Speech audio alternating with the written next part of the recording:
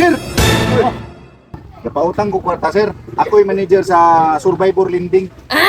Survivor Lending. Ako'y Maayo kayo. tig-release sa kuhan.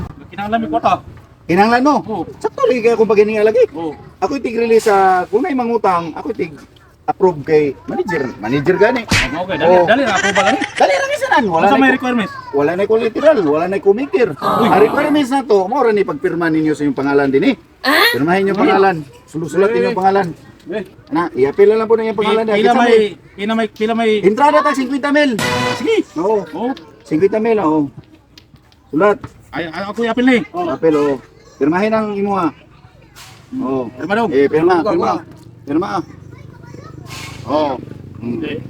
Pero, ayata mo rilisan kung kuhan. Wala din siya dagagustos balungos. Taga lang ko ninyong tag sa kalibo sa inyo kada usa. Rilisan ta mo ugma. Para kasama nang akuan kay mas kay maglunon mi. Wala na may kumikir. Wala na po ka na ng garanto, collateral. Wala na tanan. 1,000 lang ako bangin kada usa sa inyo. Para dali ra release. Oo. Kaning bugas, pwede na po ni siya. Kani. Okay. Oh, kalma sa kalibo na dong. Oo na daw.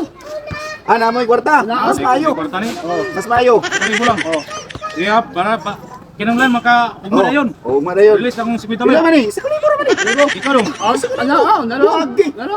Ikaw yun. Piliyo ko kaya nga pagkarata. Kaning bugas. Ama, Appeal na. ako na lang po ni pangayon. Eh, saan lang po mata na inyong buwan. Sige, sige. Release kay mi ugma. 50 mil.